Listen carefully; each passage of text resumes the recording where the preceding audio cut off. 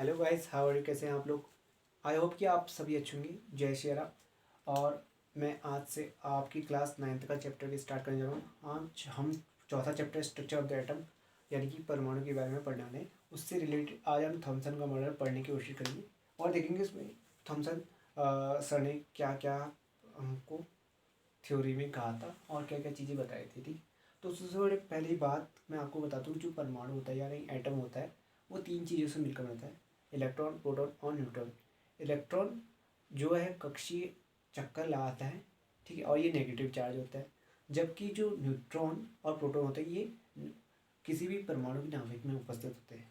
Neutron जो होता है उदासीन कण होता है, इलेक्ट्रिक इसमें कोई चार्ज नहीं होता है। जबकि प्रोटॉन पॉजिटिव चार्ज होता है जिसका मैग्नीट्यूड लगभग इलेक्ट्रॉन के आवेश के बराबर ही होता है। ठीक है, जितना इलेक्ट्रॉन पे चार्ज होगा उतना उसका अपोजिट प्रोटॉन पे पॉजिटिव चार्ज होगा। ठीक है, इसका मतलब सीधे तौर पे ये लिया जा सकता है।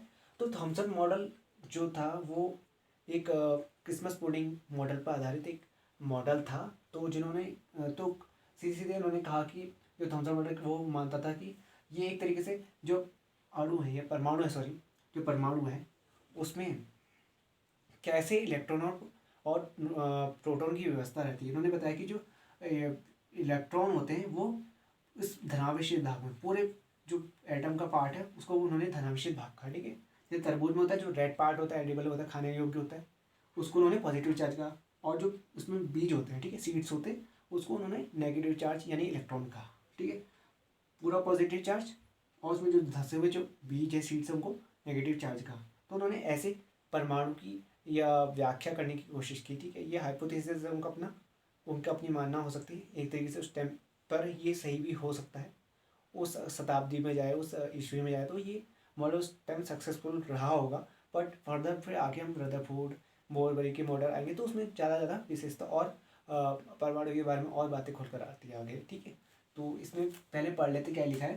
ठीक है, तो atoms consist of a positively charged sphere and the electron are embedded in it. Atoms में पॉजिटिव चार्ज एक स्पेयर होता है, ठीक है, धनावेशित गोला है, एक धनावेशित गोला है, पॉजिटिव चार्ज स्पेयर है, and the electrons are embedded, और जिसमें इलेक्ट्रॉन धसे होते हैं। एम्बेडेड मतलब धसे होना। ठीक है, सेकंड बात ये कह रहा है, the negative and positive charge are equal in magnitude. जो जितना मान, जितनी वैल्यू नेगेटिव चार्ज की उतनी वैल्यू किसकी होगी? पॉजिटिव चार्ज की भी होगी।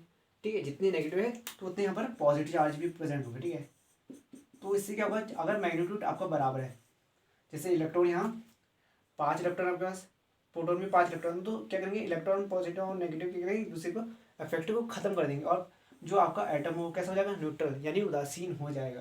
तो इससे सीधे सीधे पता चलता है कि जितना भाग आप ऋणावेश ले रहे हो उतना भाग धनावेश भी है, जिस वजह से परमाणु यानी एटम कैसा हो जाता है, न्यूट्रल होता है। तो यही थॉमसन मॉडल ने आइडेंटिफाई किया, ये चीज़ को बताया। ठीक है, तो एक और चीज़ बता दूँ कि इलेक्ट्रॉन की खोज 1900 में जे थॉमसन ने की थी, जबकि केनाले यानी पॉजिटिव रेस की खोज 1886 में ई गोल्डस्टीन ने की थी। ठीक है, आई होप कि आपको ये वीडियो समझ में आएगा।